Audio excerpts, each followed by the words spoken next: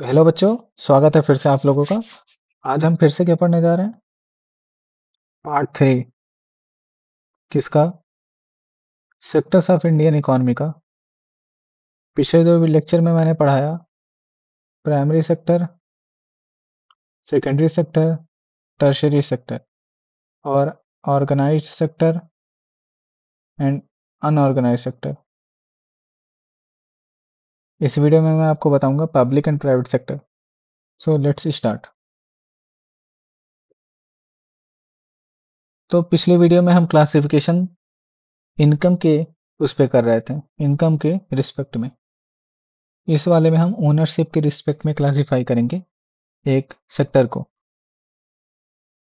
तो आप सब ये सब देख रहे होंगे कि ये रेलवे है, टाटा स्टील है, रिलायंस कंपनी है। तो आपको देख के लग ही रहा होगा, सोचते होंगे ना कि इसको चलाता कौन है, मतलब इसको रन कौन कर रहा है। कोई एक इंडिविजुअल कर रहा है या सरकार कर रही है? और सरकार इतना खर्चा क्यों करता है सर्विसेज पे? जो हम लोग आसपास देख रहे होते हैं सर्विसेज पे सरकार इतनी खर्चा क्यों कर रहे हैं? तो अब on the basis of ownership दो तरीके का सेक्टर है हमारा, पब्लिक एंड प्राइवेट सेक्टर। अब पब्लिक सेक्टर क्या होता है? नाम से पता चल रहा है कि ये पब्लिक है, मतलब सबके लिए। ऐसा सेक्टर जो सबके लिए, मतलब पोस्ट ऑफिस सबके लिए होता है, रेलवे सबके लिए है। इसमें क्या होता है? Government owns most of the assets and provide services. ज़्यादातर जो वो एसेट्स हैं कंपनी के, या जो क्या कहते हैं, ओनरशिप, वो गवर्नमेंट के हाथ में होती है। जैसे कि रेलवे, पोस्ट ऑफिस हो गया, हमारे रेल पोस्ट ऑफिस है, रेलवे है। ये purpose is not just to earn profit, इसमें पर्पस प्रॉफिट अर्निंग नहीं होता है, बल्कि पब्लिक को सर्व करना होता है। प्रॉफिट मैक्सिमाइजेशन इसमें, प्रॉफिट अर्निंग का कोई कॉन्सेप्ट इसमें नहीं है उतना। लोगों की भलाई के लिए, लोगों को सर्व करने के लिए ये बनाया जाता है। Funded through taxes and other government revenue. और ये सब का पैसा कहाँ से आता है? हमारा जो टैक्स कलेक्ट करते हैं हम लोग, डायरेक्ट टैक्स देते हैं, जीएसटी वगैरह, इनडायरेक्ट टैक्स देते हैं, तो उससे ये सब फंड होता है। और गवर्नमेंट रेवेन्यू और भी बहुत सारी चीज़ें। अब आ जाते हैं प्राइवेट सेक्टर क्या होता है। ओन्ड बाय प्राइवेट इंडिविजुअल्स, मतलब एक प्राइवेट इंडिविजुअल, एक इंसान ओन करता है, या तो कोई कंपनी ओन करती है, जिसमें गवर्नमेंट नहीं ओन करता है। एसेट ज़्यादातर इंडिविजुअल के हाथ में होता है, जैसे कि Tata iron and steel company, TISCO, Reliance industries limited. और इसमें प्रॉफिट मोटिवेशन रहता है, अर्निंग। इसमें प्रॉफिट पे ज़्यादा फोकस करते हैं।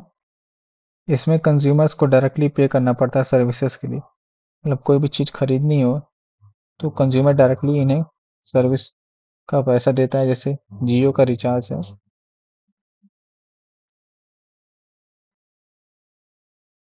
रिचार्ज करने के लिए हम डायरेक्ट पे करते हैं।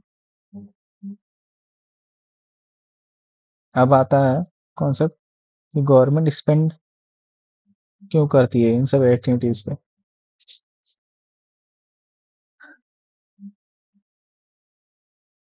अब ये भी सवाल होता है कि सब प्राइवेट क्यों नहीं हो जाता, प्राइवेट ही सब क्यों नहीं संभाल पाते? प्राइवेट इसलिए नहीं संभाल पाते क्योंकि इतना ज़्यादा इन्वेस्टमेंट प्राइवेट कंपनी अफोर्ड नहीं कर पाती है। और इतना ज़्यादा रेवेन्यू कलेक्शन, मतलब पैसा इकट्ठा करना, काफ़ी डिफिकल्ट है। प्राइवेट कंपनी भी क्या होगा कि जब इतना ज़्यादा रेवेन्यू इकट्ठा करेंगे तो कॉस्ट उनका बहुत ज़्यादा लगेगा, खर्चा उनका बहुत ज़्यादा लगेगा। और उस खर्चे को पूरा करने के लिए वो सब पैसा भी हाई चार्ज करेंगे, अगर वो सभी सर्विसेज देती हैं। तो इसलिए गवर्नमेंट को इंटरफेयर करना पड़ता है। एग्जाम्पल क्या है? रोड्स का कंस्ट्रक्शन, ब्रिज बनाना, जैसे कि डैम, ब्रिज बनाना, रोड का कंस्ट्रक्शन, इलेक्ट्रिसिटी वगैरह, ये सब गवर्नमेंट को ही करना पड़ता है, क्योंकि ये सब का काम बहुत ही बड़ा है, बहुत ज़्यादा इसमें रेवेन्यू लगता है और काफ़ी ज़्यादा वर्कलोड है इसमें। गवर्नमेंट सपोर्ट क्या है कुछ कुछ सेक्टर में? प्राइवेट सेक्टर में not continue production without government incentive. अगर इंसेंटिव नहीं मिलेगा प्राइवेट सेक्टर वालों को, कुछ इंसेंटिव जैसे सब्सिडी वगैरह नहीं मिलेगा, टैक्स माफ नहीं करा जाएगा थोड़ा बहुत, तो प्राइवेट सेक्टर वाले अपना बिजनेस ही नहीं चलाएंगे। तो गवर्नमेंट को थोड़ा उन्हें इंसेंटिव देना पड़ता है ताकि वो अपना प्रोडक्शन बढ़ा सकें, कंटिन्यू कर सकें। तो गवर्नमेंट क्या करती है, सेल करती है इलेक्ट्रिसिटी एट अफोर्डेबल, गवर्नमेंट क्या करती है, अफोर्डेबल रेट्स पे सेल करता है ताकि जो स्मॉल स्केल इंडस्ट्री है वो बंद होने से बच सके। आपके support for farmers and consumers, और सपोर्ट क्या है फार्मर्स और कंज्यूमर्स को गवर्नमेंट की तरफ से? Government buys wheat and rice at a fair price and from farmers. Government farmer से एमएसपी, मिनिमम सपोर्ट प्राइस पे खरीदती है, मतलब इतना मिनिमम फिक्स रहता है प्राइस, उस प्राइस पे खरीदती है ताकि फार्मर्स को नुकसान ना झेलना पड़े, ताकि फार्मर्स अपना प्रोडक्शन कंटिन्यू कर पाए। और गोडाउन में स्टोर कराता है और उसको लोअर प्राइस पे राशन शॉप में बेच देते हैं कंज्यूमर्स को। तो फार्मर से लो प्राइस में खरीद के, सॉरी, फेयर प्राइस में फार्मर से खरीद के कंज्यूमर को गवर्नमेंट राशन शॉप के थ्रू बेच देते हैं। Help both farmers fair earnings and consumers affordable, जिससे फार्मर्स अच्छी अर्निंग भी कमा लेते हैं और जो कंज्यूमर है उनको अफोर्डेबल फूड भी मिल जाता है। अब प्राइमरी रिस्पॉन्सिबिलिटी क्या होती है गवर्नमेंट की? एजुकेशन, स्कूल चलाना, क्वालिटी एलिमेंट्री एजुकेशन देना, ये सब गवर्नमेंट की रिस्पॉन्सिबिलिटी है। हेल्थ केयर देती है, infant mortality rate and mall nutrition rate, mortality rate इन्हें और मॉल न्यूट्रिशन रेट इनको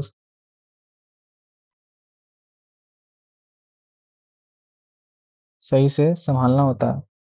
ह्यूमन डेवलपमेंट भी देखना उन्हें कि न्यूट्रिशन मिल रहा है, फूड मिल रहा है, वाटर मिल रहा है कि नहीं। पिछले लेक्चर में, जैसे पिछले चैप्टर में डेवलपमेंट में कॉन्सेप्ट था ना, ह्यूमन डेवलपमेंट इंडेक्स, वो भी जरूरी हो जाता है। तो गवर्नमेंट इन सब चीज़ों को बढ़ाने के लिए इंटरफेरेंस करती है, पब्लिक गुड्स इसीलिए काफ़ी इंपॉर्टेंट हो जाता है। अंडर प्रिविलेज रीजन का वेलफेयर करने के लिए भी गवर्नमेंट की जो रिस्पॉन्सिबिलिटी है वो काफ़ी ज़रूरी है। अब चैप्टर एंड हो गया। एमसीक्यूज, अगर इस चैप्टर से रिलेटेड देखना है तो डिस्क्रिप्शन में लिंक है, जाके देख सकते हो। और वीडियो अच्छी लगे तो लाइक करना, शेयर करना, और अगर कुछ फीडबैक देना तो कमेंट पे ज़रूर बताना।